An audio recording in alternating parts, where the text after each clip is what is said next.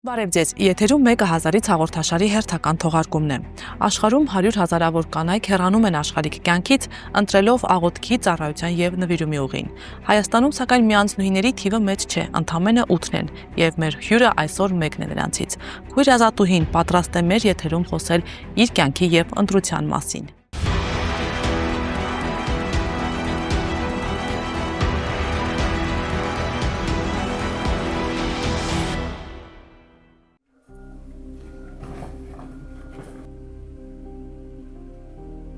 Ես Ազատուհին եմ Խաչատրյան, 30 տարեկան եմ, 2022 թվականի գարնանից կյանքս նվիրել եմ Աստծուն, ծառայելու Աստծուն, Ղազարավանի Սուրբ Նարեկ եկեղեցում եւ իմ նպատակն է ծառայել Տիրոջը եւ ապրել նրա խաղաղության մեջ։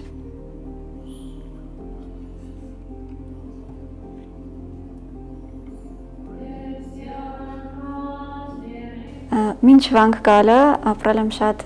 ակտիվ աշխարհիկ կյանքով, տարբեր նախագծեր եմ իրականացրել, սակայն եկավ մի պահ Տիրոջ ներգործությամբ եւ օգնությամբ, որ ես հասկացա, թե որն է իմ կոչում այս կյանքում, թե ես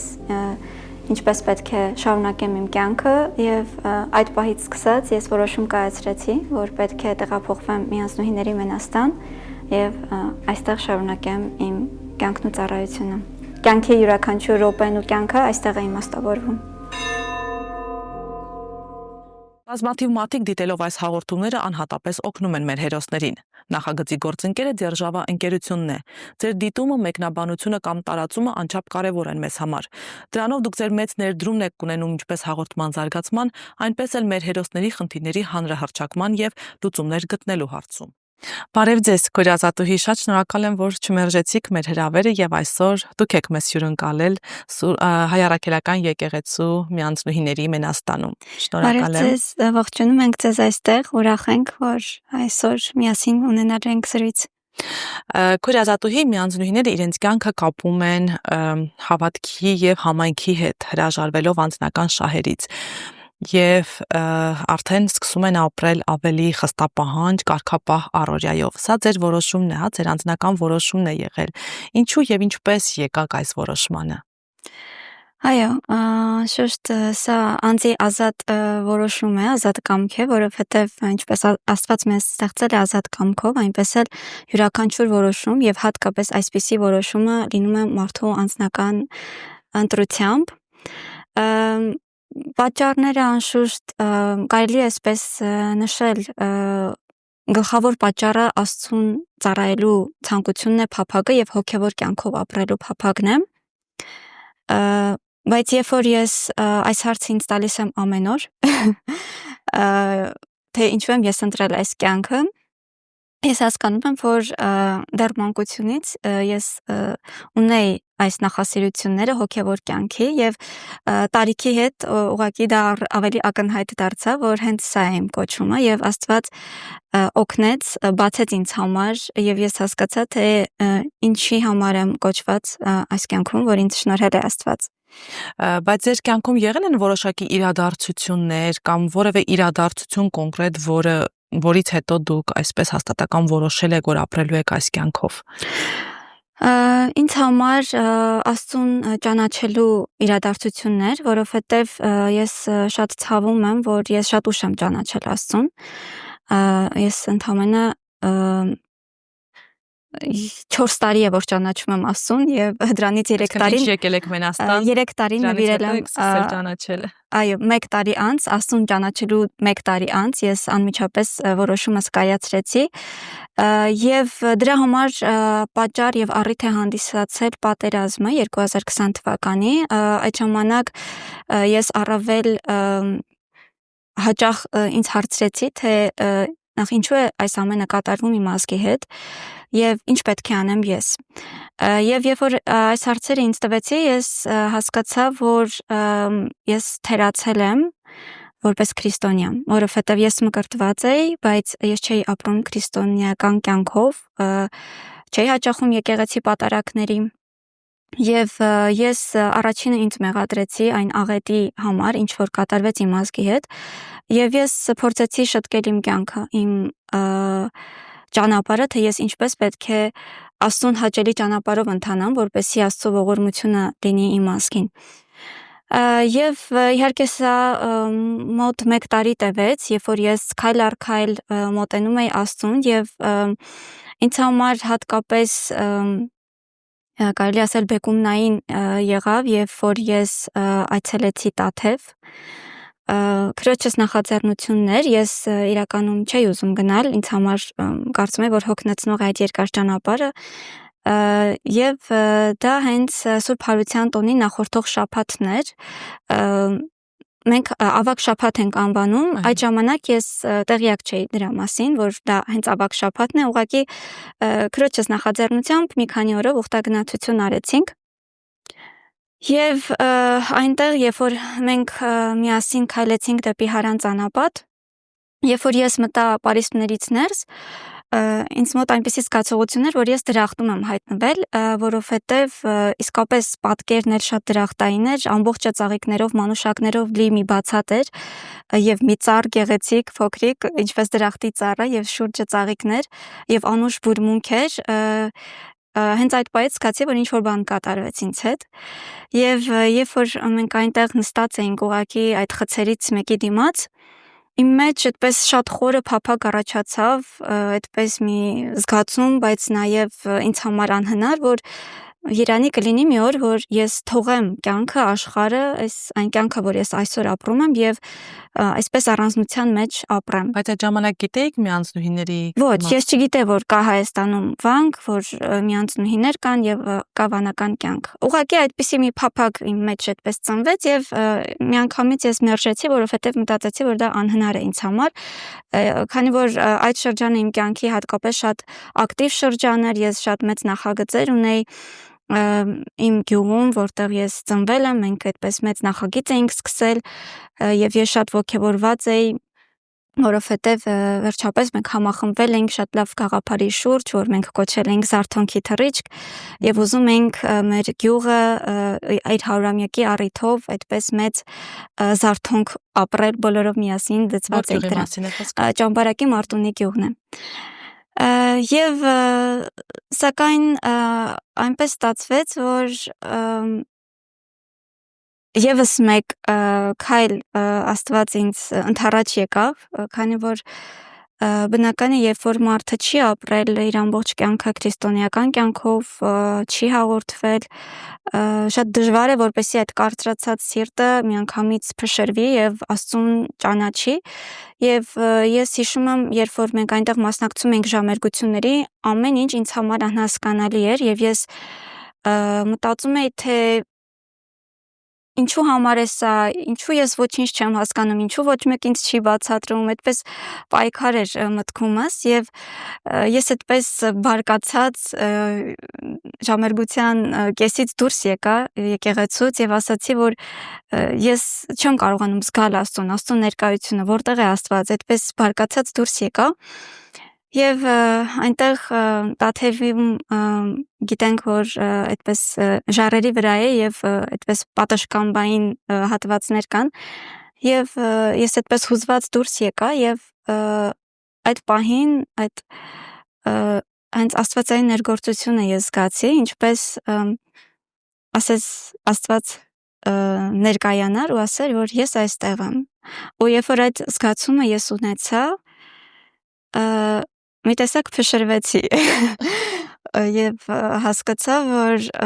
Աստված հենց այս պահին այստեղ ինձ հետ է ու ես իրեն չեմ տեսնում, չեմ հասկանում, չեմ լսում։ Ինձ էիք։ Այո, այդ պահին ես Աստծո ներկայությունը շատ ուժեղ եւ առաջին անգամ իմ կյանքում զգացի եւ ուղղակի քարացել էի այդպես, ամուր բռնել էի, որպեսզի չընկնեմ ներքև, որովհետև ես զգում էի, որ կարծես ոտքերս գետնի վրա չլինեն։ Այդ զգացումից հետո ես ուղղակի ոչ միտեղ չէի ուզում էլ գնալ։ Եթե սկզբում շատ դժվարությամբ էի եկել այդ ուխտագնացությանը քրոջս հրավերով, հիմա այլևս ոչ չէի ուզում գնալ եւ չգիտեի ինչպես քրոջս ասել, որ ես չեմ ուզում վերադառնալ, այդ օրը արդեն պետք է վերադառնայինք։ Եվ մեծ դժվարությամբ վերադարձա, առավել մեծ դժվարությամբ քան գնացել էի եւ զգացի, որ այլևս ես նույն մարդը չեմ, ինչ որ եկել էի։ Եվ այդ պահից սկսած իմ կյանքում սկսեցին փոփոխությունների մի ամբողջ փոթորիկ կարելի է ասել եւ օրեցօր ես զգում եմ, որ ինձ համար ինչ որ նոր ճանապարհ է բացվում ու անհայտ, բայց շատ հստակ Աստված ինձ տանում է ինչ որտեղ։ Եվ ես հանձնվեցի այդ հոսանքին եւ ի վերջո 1 տարի բուրըն իրադարձություններով եւ փորձություններով լի անցավ եւ դա առավել ինձ հաստատեց եւ ի վերջո ես սկսեցի ավելի հաճախ գնալ եկեղեցի, պատարակների մասնակցել, այնտեղ հանդիպեցի մարդկանց հավատացյալների, ովքեր ինձ պատմեցին Մենաստանի մասին եւ ես ցանկացա այցելել եւ տեսնել Մենաստանը։ Եվ երբ այցելեցի, այս անգամ քրոջս խնդրեցի, որ ինքը ինձ ընկերակցեր, որովհետև մենակ ընտանիքս թույլ չէր տալիս, արդեն զգացել եմ, որ ինչ որ բան է ինձ հետ կատարվում եւ կարծես ներքին մտավախություններ ունեին, չնայած ես երբևէ չէի բարձրաձայնել, բայց ներքուստ իրենք բոլորը զգում էին, որ ինչ որ բան է ինձ հետ կատարվում եւ շատ մտահոգ էին։ Եվ երբ որ քրոջս հետ եկանք Մենաստան, մի քանի օրով այդպիսի հատուկ թույլտվություն ունեցա, քանի որ առհասարակ թույլ է տրվում այն մարդկանց, ովքեր հետաքրքրված են այցելել, ծանոթանալ։ Եվ երբ որ ես եկա Մենաստան, ես հասկացա, որ ես այստեղ պետք է լինեմ։ Հենց այդ զգացումը ինձ մեջ շատ հստակ ես զգացի, որ ես պետք է այստեղ լինեմ։ Եվ վերադարձա տուն 3 օր անց եւ անընդհատ սպասում էի այն ճիշտ պահին, որ ես ընտանիքիս կասեմ այդ մասին եւ ուզում եմ, որ դա լիներ շատ խաղաղ ձևով, որ իրենք հանգիստ ընդունեին այդ փաստը եւ առանց վեճերի, առանց այդպես տհաճ խոսակցությունների, ուզում էի շատ հանգիստ լիներ այդ բաժանումը։ Բայց այդպես սպասում էի, մոտ 1 ամիս դա տևեց եւ ես զգացի, որ ի վերջո այդ պահը չի գալիս եւ հասկացա, որ ես ինքս պետք է ի վերջո նախաձեռնեմ այդ պահը։ Այո, եւ ես ասացի ընտանիքիս որոշմանս մասին, ծնողներիս եւ բնականաբար իրենք շատ ծանր ընդունեցին եւ ասացին, որ հնարավոր չի նման բան, եւ ասում էին, ինչու ես ուզում մեզ թողնել, արդյոք մեզ չես սիրում, ինչ որ բանից նեղացած ես, բայց պատճառներ էին փորձում գտնել։ Այո, փորձում էին այդպես փորփրել ինչ որ իրադարձություններ իմ կյանքում, ասել, որ պետք չի, եթե դրանք են պատճառը, պետք չի, բայց ես ասում եմ, որ ընդհանրապես ուզում եմ գնալ Աստծուն ծառայել ու դա ինձ հոգեհարազատ կյանք է եւ ես նաեւ ձեզ համար եմ ուզում դա անել, որովհետեւ աղոթքը շատ զորավոր է, որովհետեւ այն իրավիճակը, որ մենք ունենք, այն կորուստները, որ մենք ունենք, իրականում ինձ շատ հուզում էր այն, որ շատ երիտասարդներ իրենց կյանքը նվիրեցին հայրենիքին եւ ես մտածում էի եթե Աստված ինձ կամ իմ ընտանիքի անդամներին թույլ չտվեց այդ պատերազմի միջով անցնել եւ անձնապես ես կորուստներ չունեցանք, բայց իհարկե կորուստներ ունեցանք մեծ մասով բարեկամների շրջանում եւ ի վերջո մեր ողջ ազգից մեծ թվով երիտասարդներ զոհվեցին եւ ես մտածում էի հիմա հերթը նաեւ իմն է եթե ես այնտեղ ճակատում չեմ եղել, իմ կյանքը չեմ կարողացել նվիրաբերել, այս կերպ կարող եմ նվիրաբերել իմ կյանքը եւ սա նույնպես Աստծուն հաճելի կլինի եւ այսպես կարող եմ եւ աղոթել նրանց հոգիների համար եւ իմ ընտանիքի համար աղոթել եւ ի վերջո ապրել այն կյանքով, որ ես ուզում եմ ապրել եւ հոգեվոր կյանքի բերկրանքը եւ պտուղները վայելել։ Միանձնուհիները հեռանում են հայրական տնից եւ հաստատվում են, կյանքը արդեն անցկացնում են Մենաստանում։ Ինչպիսին է կապը արտաքին աշխարհի հետ։ Դուք այստեղ ապրում եք, բայց կապը ծնողների հետ, արտաքին աշխարհի հետ ինչպիսին է։ Թույլատրված է, իհարկե չափավոր, որպեսզի դա չխանգարի մեր հոգեվոր կյանքին, աղոթքին։ Այդ չափը իրականում մենք արդեն գիտենք յուրաքանչյուրս մեզ համար, անշուշտ հաճախակի այցելություններ չի թույլատրվում, որովհետև մեր նպատակն է այստեղ վանքում ֆիզիկապես ներկա լինել եւ այստեղից մեր աղոթքը անել։ Իհարկե իրենք նույնպես կարող են այցելել, այդ հնարավորությունը կա եւ ընտանիքս նույնպես այցելում է եւ ինչով կարողանում են օգտակար են փորձում լինել վանքին։ Օրինակ տարվա ամսվա մեջ, հա, կտրվածքով եթե տարվա մեջ 2 անգամ, եթե հաջողվում է, ես եմ այցելում եւ առավել հաճախ իրենք։ Այսինքն իրենց ավելի հաճախ է թույլատրված այցելել։ Այո, քանի որ այստեղ մեզ մոտ պատարակները բաց են, այսինքն մարդիկ կարող են նույնպես գալ, այնպես որ երբ գալիս են պատարակների կամ ուղղակի այցելության, այդպես տեսակցություն լինում է։ Իսկ ինչ հիմնական արգելքներ եւ սահմանափակումներ կան ի համեմատ աշխարհիկ կյանքի։ Ինչպես է, հա, ձեր առօրյան ինչպես է անցնում։ Գիտեք, դժվարանում եմ որպես արգելք եւ սահմանափակում դա որակել, որովհետեւ դրանք իրականում կանոններ են, որոնք օգնում են մեզ։ Այսինքն դրանք մեզ օգնում են առավել մոտ լինել Աստծուն, առավել միտքը կենտրոնացնել աղոթքին, որովհետեւ երբ որ մենք առավել շատ ենք շփվում աշխարհի հետ, դրսի իրադարձությունները, թեկուզ տեղեկատվությունը արդեն բավական է, որ մեր միտքը շեղվի մեր գլխավոր նպատակից, Աստծուց։ Այդ պատճառով ես դրանք արգելքներ չեմ ասի, բայց ինչպես նշեցի, հաճախակի դուրս գալ աշխարհ, այսինքն չպատճառաբանված տեսակցություններ, այցելություններ հարազատներին, տարբեր առիթների մասնակցություններ, օրինակ չեք մասնակցում առիթների։ Ցանկալի չի, ոչ, ես այս ընթացքում դեռևս չեմ մասնակցել։ Բայց հրավերներ ստանում եք։ Անշուշտ, բոլոր հրավերները, բոլոր հիմա ընտանիքս ամանորին է հրավիրում, բոլորս հավաքվում ենք, դու եւս 1 տարի պետք է բացակայես, իրենք միշտ սպասում են, բայց իրենք նույնպես հասկանում են, որ արդեն ես Արդեն ընդունել են, հա, հաշտ են արդեն այդ մտքի հետ։ Այո, արդեն հաշտ են, իհարկե ներքուստ կա միջև վերջ չհաշտվելու այդ զգացումը ես զգում եմ, որ ունեն, որովհետև ցավոք մեր հասարակության մեջ դարեր շարունակ մենք չենք ունեցել այս ավանդույթը եւ այս օրինակները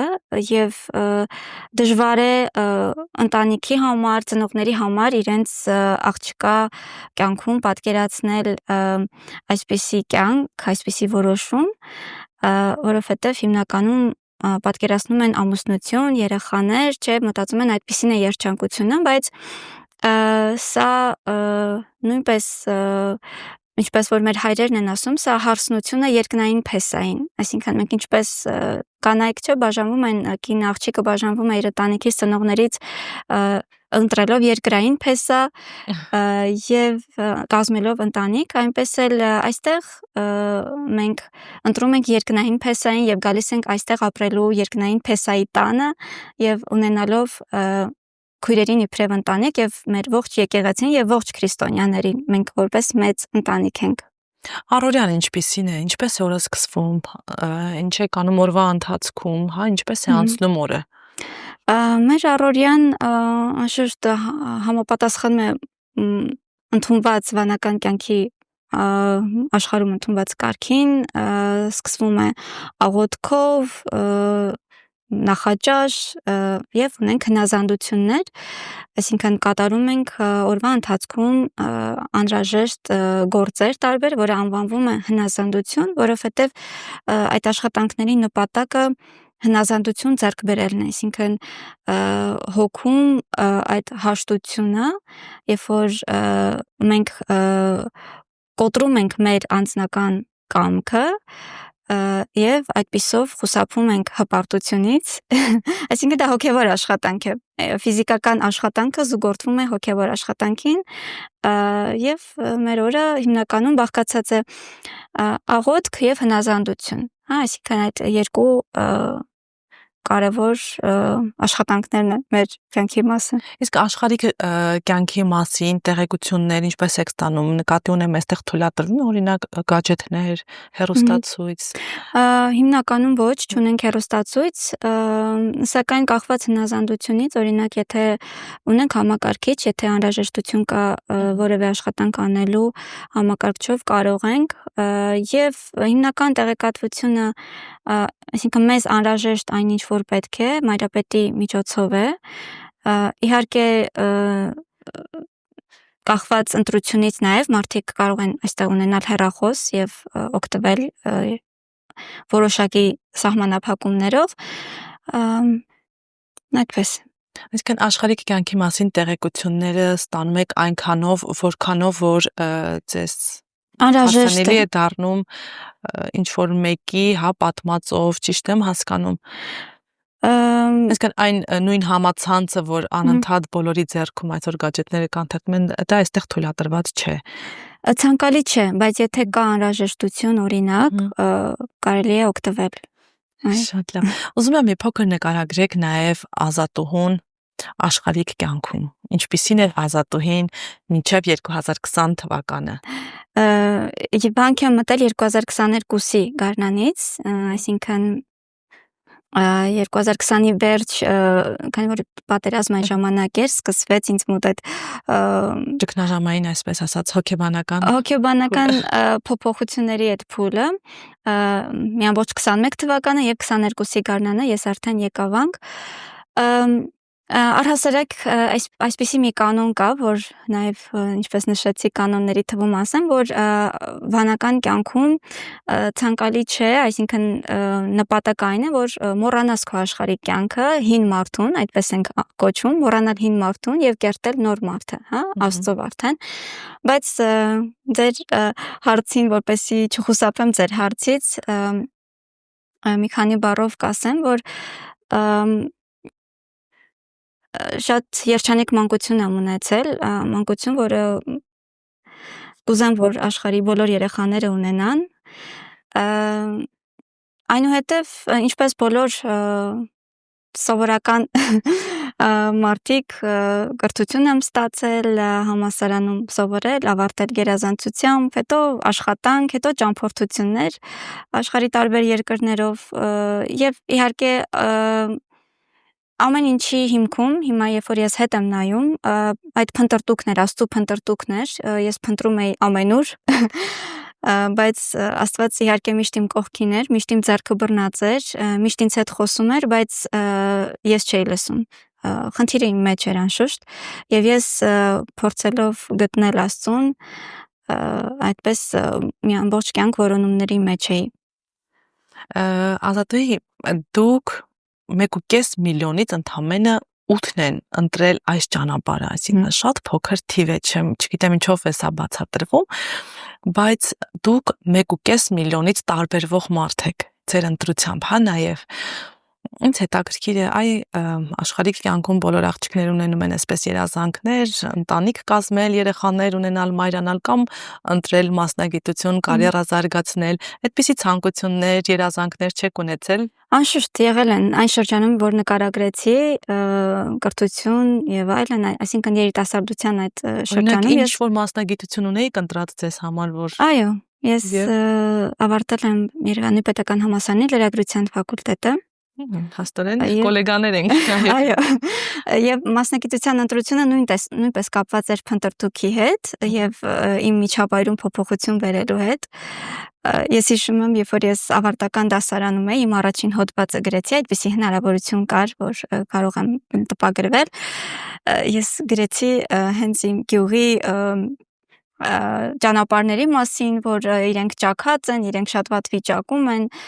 եւ ես կարծում եմ, որ հենց այդ նյութը հրապարակվի, անմիջապես մեր ճանապարհները վերանորոգվելու են։ Առաջին հիասթափությունը այդտեղ է գնացել։ Այդտեղ եղավ։ Սակայն իհարկե ես ընդունվեցի, սովորեցի, բայց հետո հասկացա, որ դա չի կարող բերել այն իրական փոփոխությունը, որ ես ուզում եմ, փափագում եմ, եւ շեղեցի իմ սլակը դեպի կրթության ոլորտ, երեխաների կրթություն։ Այսինքն երկրորդ մասնագիտությունն է ստացել։ Այդպես բուհական կրթություն ոչ, բայց ոչ ֆորմալ կրթության շրջանակում մեկնեցի Լիտվա եւ այնտեղ մոտ 1 տարի ունեցա այդ փորձառությունը դպրոցում աշխատելու եւ կրթության ոլորտում զարգանալու։ Նաև այստեղ մեր երկրում էլ տարբեր այդպիսի նախագծերի եւ ընկերությունների հետ համագործակցելով Սակայն ինչպես նշեցիք, նաև եղել է ընտանիք ունենալու ցանկություն փափակ, ես երազում էի շատ մեծ ընտանիք ունենալ եւ ինչպես որ իմ ընտանիքն է բազմազավակ, որտեղ ես ծնվել եմ, ես տեսնում եի թե ինչ երջանկություն է, երբ որ մենք շատ ենք, ես կրտսերն եմ իմ ընտանիքում եւ ես վայելում էի իմ քույրերի եւ եղբոր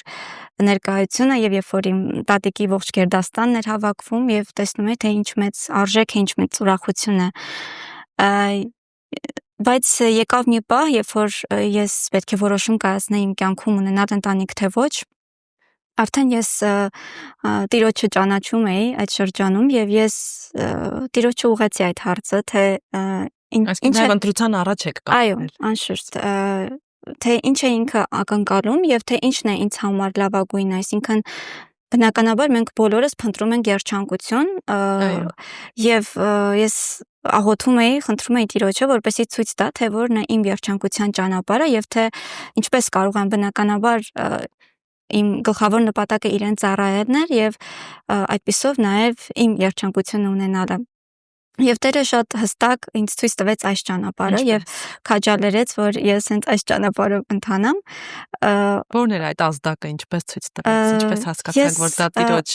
ուղղությունն է։ Ուղղակի, գիտեք, այդպես ներքին հստակ զգացում էր, որ ընտանիքը չէ իմ ճանապարհը, որովհետեւ առհասարակ վանական կյանքը ընտրողները եւ նաեւ ոչ վանական կյանքը ընտրողները մարդիկ ունեն կոչում, այսինքն այդ կոչումը ի սկզբանե ի ծնե մարդու մեջ դրված է։ Եթե մարդը կոչված է, կինը կոչված է մայրության, ինքը գիտի դա իր ներսում, որ ինքը կոչված է մայրության։ Եթե կոչված չէ, իմ պարագայում Աստված ինձ ցույց տվեց, որ ես չունեմ այդ կոչումը։ Եվ իսկ ներքուց զգացիք, որ այո, ես զգացի, որ դա չէ իմ կոչումը եւ այդպես հասկացա, որ սա է իմ ճանապարհը։ Իսկ աշխարհի կյանքում երիտասարդ աղջիկները սովորաբար սիրում են վառ գունեղ հագնվել, շպարվել, նորաձևությանը հետևել։ Դուք եք այդպեսին եղել։ Այո, ես ու ձեզ այս փոփոխության մեջ հիմա ինչպես եք զգում, հագնում եք կապա, խիստ, համեստ հագուստը ու աշխարհի կյանքում ասում եք սիրել եք։ Ոնց եք այդ փոփոխության մեջ զգում։ Աստված այնպես է փոխում, որ օրինակ, երբ որ ես առաջին անգամ հագա կապը, ինձ թվաց, որ ես հենց այսպես ծնվել եմ, այդ զգացումը ունեի եւ ես ընդհանրապես մոռացա, որ ես երբևէ ունեցել եմ այդ գունագեղ հագուստներով հսկայական պահարանը եւ Աստված է փոխում, այսինքն իրականում մարդը անզոր է այսպիսի եւ ցանկացած այլ կարևոր որոշում կայացնել աստվածահաճո իր կյանքում առանց Աստծո օգնության։ Ես դա իմ կյանքում զգում եմ ամենով։ Շատ լավ։ Իսկ աշխարհիկ կյանքից ի՞նչն եք ամենաշատը կարոտել, եթե կարոտել եք։ Որ բանի պակաս զգում եք։ Չեմ կարող առանձնացնել այդպիսի բան, որովհետև իհարկե կարոտում եմ իմ հարազատներին, մարդկանց ամենաշատը անշուշտ իմ մանկության օրերը, իմ գյուղում, իմ հարազատների հետ, այսինքն այն բոլոր լավ պահերը, ակնթարթները, որ ունեցել եմ, բայց անկախ դրանից ես կգայի վանք թե չէ, ես կարոտելու էի այդ պահերին, որովհետև դրանք այլևս հնարավոր չի վերադարձնել։ Եվ իսկ առհասարակ հարազատներին կարոտը մեղմում է եւ հենց աղոթքը, այսինքն աղոթքը այն զորավոր միջոցն է, որը ուղիղ կապ է հաստատում առանց հեռախոսի միջնորդության։ Մենք կարծում ենք հեռախոսը այսօր մեզ ուղիղ կապ է հաստատում ցանկացած աշխարհի ցանկացած վայրում, ցանկացած պահի, բայց ամենաուղիղ կապը հենց աղոթքն է եւ ես բազմիցս համոզվել եմ, որ երբ ես հիշում եմ իմ այդ հարազատին, բարեկամին, նույնիսկ ընկերներին, հետո երբ առիթ է լինում իրենց հանդիպելու կամ միջնորդավորված, ես լսում եմ, որ այդ մարդը ինձ հետ այդ կապը զգացել է, այսինքն կամ ինչ որ պահի իրեն ինչ որ Աստծո օգնությունն է իրեն հասել ինչ որ պահի եւ ես հասկանում եմ, որ դա հենց այդ կապն էր այն պահին, երբ որ ես հիշում էի, աղոթում էի իր համար, Աստված ներգործում էր եւ մեր մեջ այդ ուղիղ կապը ստեղծվել է։ Իսկ պատարակների, ժամերգությունների ժամանակ եղել են դեպքեր, երբ հանդիպել եք ձեր ծանոթներին, ընկերներին, հարազատներին նաև, ովքեր տեսել են, զարմացել են կամ փորձել են ինչ-որ անհարմար հարցեր տալ գուցե։ Այո, այդպիսի առիթներ եղել են եւ հիմնականում քաջալերել են, ուրախացել են, որովհետեւ իհարկե այն մարդիկ, ում հանդիպել են պատարակների ընթացքում, բնականաբար իրենք ունեն քրիստոնեական ընկալում, պատկերացում եւ իրենց մոտեցումը ավելի այլ է, քան մնացած դեպքերում, բայց երբ աշխարհիկ եւ անծանոթ մարդիկ են հանդիպում, իրենց մոտեցումը տարբեր է, այսինքն եւ քաջալերում են եւ հաճախ ափսոսում են։ Ես զգացել եմ, որ այդ ափսոսանքի զգացումն են մարդիկ ապրում, թե ինչու երիտասարդ աղջիկ, ինչու է թողել, ինչն էր պատճառը, միանգամից մտահոգվում են, ինչ հանգամանք է ստիպել փորձելով այդպիսի մտադրություն ունենալ օգնելու։ Եվ նաև կան կարծրատիպեր, որ կյանքում ինչ-որ անհաջողություններ եք ունեցել, ինչ-որ բարդ փուլեր եք անցել, որն էլ ձեզ բերել է այստեղ, չէ՞, այդպիսի կարծրատիպեր։ Այո, անշուշտ կան այդ կարծրատիպերը, ես կարծում եմ ինչ-որտեղ ունեն հիմքեր այն առումով, որ օրինակ, երբ փորձենք աշխարհում ունեցած այդ տեղեկությունները, պատմությունները, երբ որ մենք քննենք, երբ որ միանցնուհիներն էլ իրենք պատմում են, ինչ որ պատմում են, հաճախ կարող են նշել իրենց խոսքի մեջ, որ ինչ որ իրադարձություն, ինչ որ հարազատի կորուստ կամ չհաջողված ամուսնություն կամ եւ այլն, իրականում դրանք պատճառ չեն։ Այսինքն դրանք ուղղակի հանգամանք են, որ օգնել են իրենց, Աստված իրենց այդ հանգամանքի միջոցով խոսել է իրենց հետ եւ օգնել է, որպեսզի պոկվեն աշխարհից։ Այնինչ իրենք ի սկզբանե ունեցել են այդ կոչումը։ Եվ քանի որ սա ավելի մակերեսային երևացող մաս է, մարդիկ հակված են սա ընդունել որպես պատճառ։ Այնինչ սա ուղղակի հանգամանք է, օգնող ազդակ է, ուժ է, որպեսզի մարդը առանձնանա, պոկվի աշխարհից, որովհետեւ աշխարհից պոկվելը հեշտ բան չէ։ Այս բոլոր հանգամանքները մեզ հետ են պահում այս քայլը անելուց, որովհետեւ դու իսկապես ամեն ինչ թողում ես։ Այո, աշխարհիկ վայելքները, երազանքներ, նպատակներ, ծրագրեր։ Բայց առանց կրկին նշում եմ, որ առանց Աստծո օգնության սա հնարավոր չի անել եւ հաճախ նաեւ Աստված օգնում է մեզ այսպիսի իրադարձություններով մեր կյանքում, որոնք կարող են լինել ցավոտ, բայց այդ ցավը մեզ օգնում է, որպեսզի մենք բժշկվենք։ Մենք գանք այս ճանապարհով եւ անցնենք մեր հոգու բժշկության այս կարևոր շրջանը ապրենք, որովհետեւ յուրաքանչյուրս ունենք այդ բժշկության կարիքը։ Ադամական մեղքից սկսած մարդը հիվանդ է մեղքով եւ մենք յուրաքանչյուրս ունենք ապաշխարության եւ բժշկության կարիք։ Եվ նաեւ ուզում եմ հարցնել, օրվա ընթացքում նաեւ որոշակի զբաղվածություն եք ունենում, չէ՞, ձեր առօրյան նաեւ որոշակի զբաղվածությամբ է լցվում։ Ինչով եք զբաղվում։ Ես որքանով տեղյակ եմ, ամառը նաեւ հող մշակել, մեղվապահություն, չգիտեմ հիմա կա թե չէ, ժամանակին ունեցել եք։ Ունեք այդպիսի զբաղմունքներ, հա, որ օրը լցվում է, այսինքն օրը միայն սկսվում է աղոթքով, ավարտվում է աղոթքով, բայց օրվա ընթացքում ունեք նաև որոշակի զբաղվածություն։ Այո, կրկին նշեմ հնազանդություններ, դրա կարող է լինել մեղվապահություն կամ հողագործություն կամ մենք սկսել ենք նաև գյուղի երեխաների հետ աշխատել, այսինքն երեխաները գալիս են եւ մենք տարբեր դասընթացներ ենք անցկացնում։ Օրը հագեցած է, այսինքն առօրյայում այդպես շատ ակտիվ է անցնում եւ մենք ունենք հստակ մեր օրակարգը, թե ով որ օրը եւ ինչ պետք է անի, սակայն գլխավորը աղոթքն է, ընթերցանությունը, մեր հոգեվոր հայեցողությունը, խոկումը, սրանք են գլխավորը։ Մենաստանի տարածքից դուրս գալիս եք միայն, ինչպես նշեցիք, տարվա մեջ մոտ 2 անգամ, երբ որ ընտանիքին, հարազատներին եք այցելում։ Ուրիշ այցելություններ չեք ունենում։ Եթե ունենք այդպիսի հնազանդություն տարածքից դուրս գալու, այսինքն երբ որ մեզ մայրապետը այդպիսի հանձնարարություն է տալիս իր օրհնությամբ, մենք կարող ենք տարածքից դուրս գալ երբեմն գնումներ կատարելու համար, օրինակ, եթե նման անհրաժեշտություն կա վանքի համար, այսինքն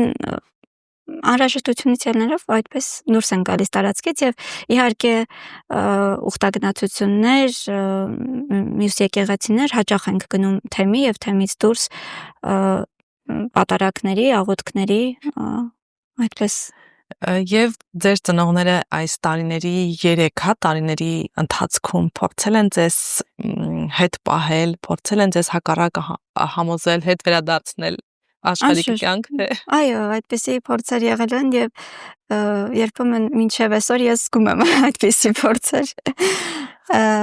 Այո, եղել են այդպիսի։ Որքան էլ համակերպվում են, ցույց են տալիս, որ համակերպվում են, այդուհանդերձ փորձում են հետ պահել դեռ։ Այո, դե 3 տարին քիչ է բանական կյանքի համար, իրականում սա դեռ սկիզբն է։ Մենք սովորաբար մեր տարիքը ոչ թե նշում ենք մեր ծննդյան թվականից սկսած, այլ այն օրից, երբ որ մենք եկել ենք վանք, այսինքն եթե մենք պատկերացնենք 3 տարեկան երեխա, այդպիսին է մենք վանական կյանքում այսօր ընդամենը 3 տարեկան։ Իսկ երազանքներ ունեք ապագայի համար։ Այո, ունեմ երազանքներ, դրանք իհարկե կապված են հենց հոգևոր կյանքի հետ,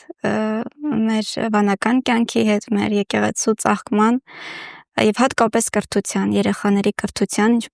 մենք այսօր արդեն 3 տարի է ինչ վանք եմ եկել, մենք զբաղվում ենք այդ գործով, ես եւ մի քանի քույրեր,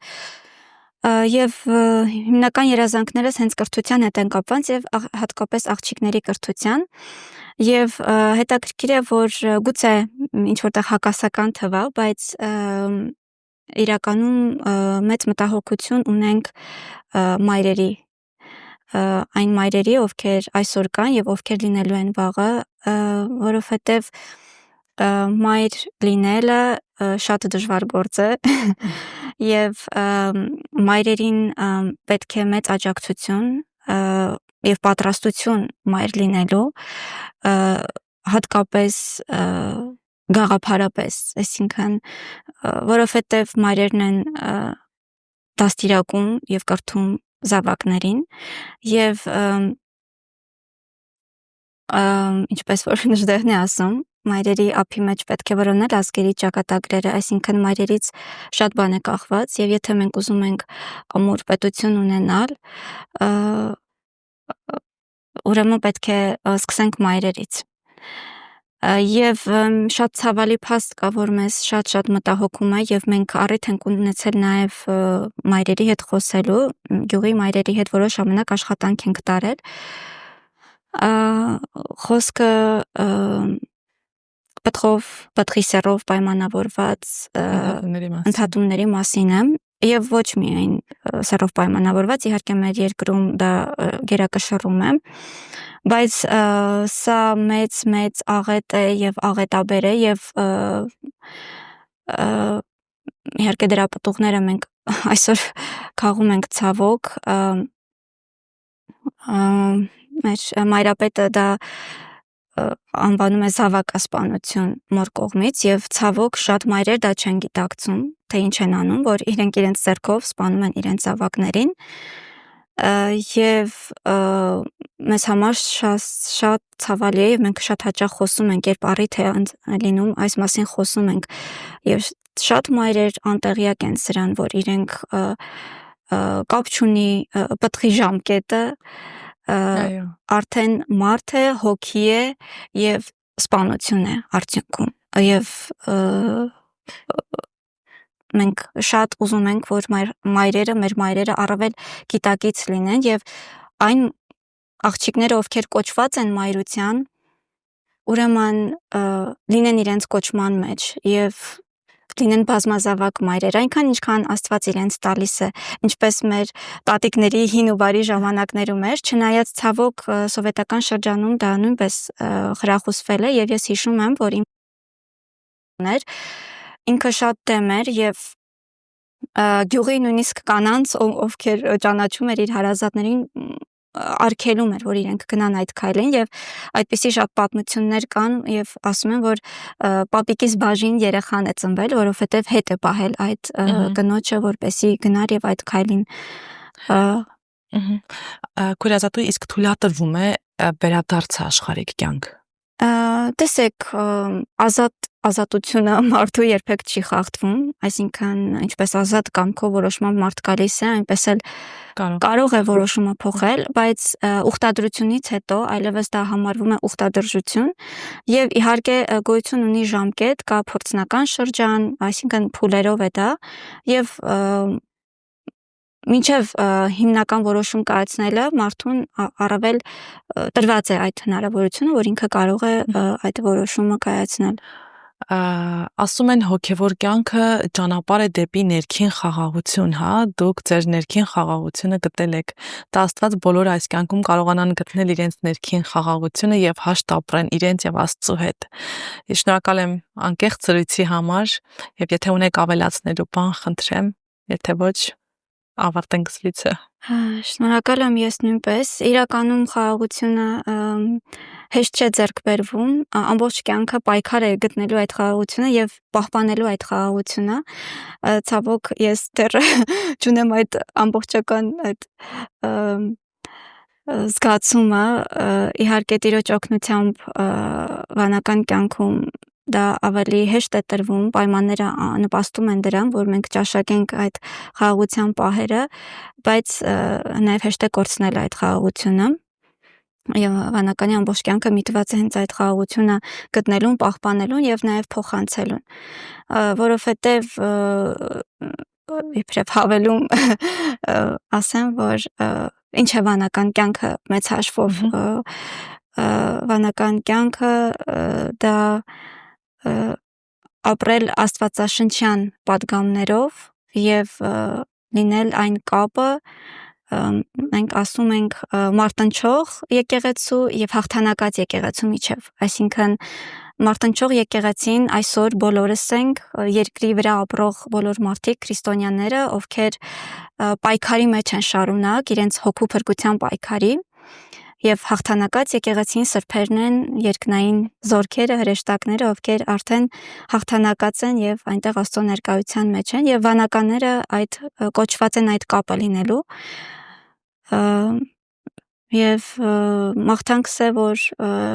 մարդիկ կարողանան, ովքեր որ կոչված են հավատարիմ լինել իրենց այդ կոչմանը, ովքեր որ փնտրտուքի մեջ են Տիրոջը դիմելով գտնեն իրենց կոչումը, թե որն է եւ հավատարիմ լինեն այդ կոչմանը։ Ես հիշեցնեմ, որ մենք զրուցում էինք քույր Ազատուհու հետ։ Դուք նույնպես կարող եք հաղորդման մեկնաբանությունների դաշտում կիսվել ձեր պատմությամբ։ Մենք պատրաստ ենք այն նույնպես ներկայացնել։ Նախագծի գործընկերն է Ձերժավա ընկերությունը։ Բազմաթիվ մարդիկ դիտելով այս հաղորդումները անհատապես օգնում են մեր հերոսներին։